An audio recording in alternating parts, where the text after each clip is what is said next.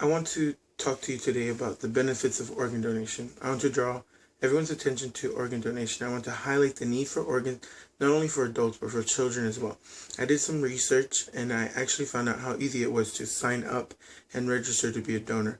I don't know how long everyone's been in the medical field, but we all know or have an idea of what the loss of a loved one, the loss of someone who we held dear, felt like.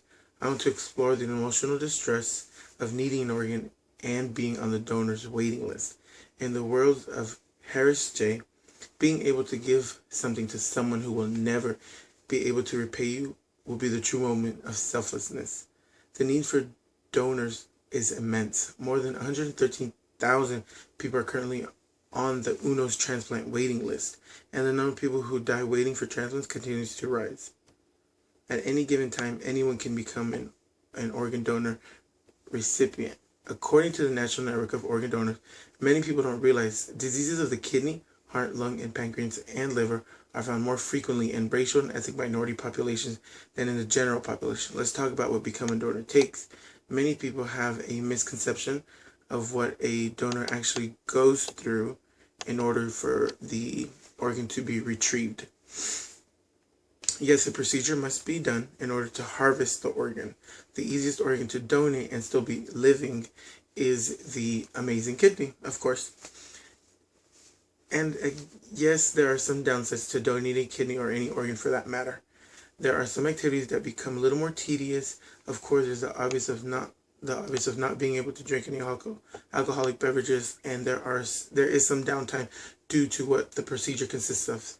To thinking of the things you yourself, the donor, can no longer do, you should really be thinking of what the recipient will be able to do. It'll be amazing. You save someone's life that was either bedridden for weeks or months, or in their case could have meant life or death.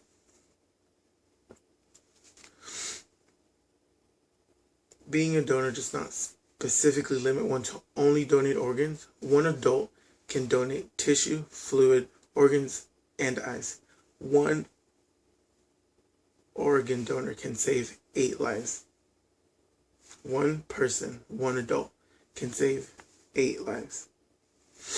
There are a little less than 2,000 people waiting for an organ, and today, in this moment, 18 people will die because they didn't receive a transplant.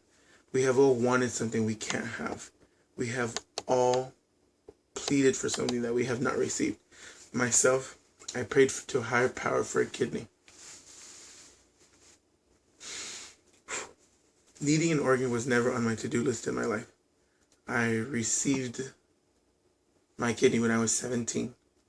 The emotional toll it took on me was nothing short of what my family went through.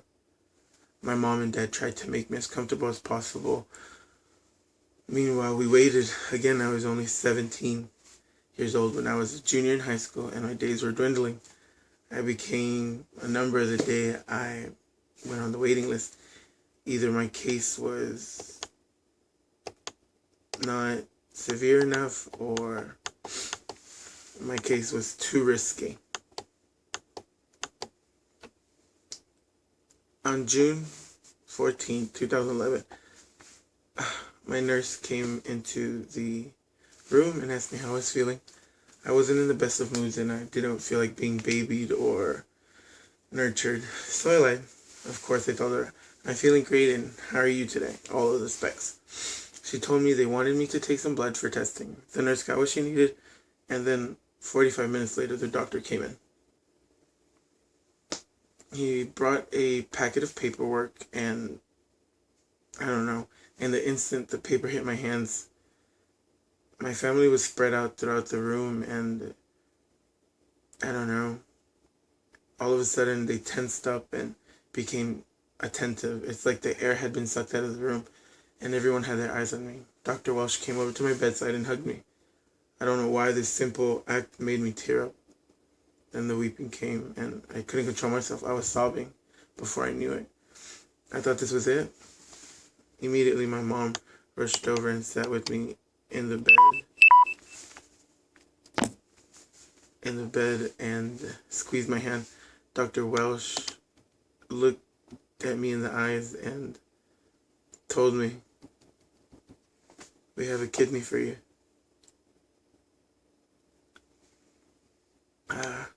He told me that they had ran some tests, that's why they had drawn blood earlier, and that the kidney that they had received this morning in the hospital was actually one that I was compatible with. My mom and dad cried. I wept with my family for about an hour or so. I turned 18. I received my kidney. My procedure was successful, and I was running for prom queen. My name is Stacy, and I am the face of someone who could help by registering as an organ donor. The story I chose to incorporate into my speech was not my own. I chose to say it in first person only because of the fact that you never know who is in need. Becoming a donor is easier than you think. You can register online or at your local DMV, or Department of Motor Vehicles. We live in the era of technology, but we cannot lose our humanity while there is still need. The Organ Donor Association has gone a step further and started to offer registration for whole families. Think about helping your mom or your father or a sibling. The Organ Donor Association has made all of these efforts to help people in need. Now it's time for us to do our part. It is time for us to do more for our community, for our world. Help the Organ Association get 119,606 people off of the waiting list and help prevent the death of someone who needs your help. More than 113,000 people died in 2012 due to the shortage of donors, and the number continues to grow. Register today and get that number to 0. No one deserves to die. Just like Gandhi said, be the change you want to see in the world. If you need any more information, feel welcome to go again to your DMV, depending on state/state.com. They have many ways to facilitate and actually get you through to just get signed on and registered as a donor. You'll get a cool little heart on your license, and you get to help someone out.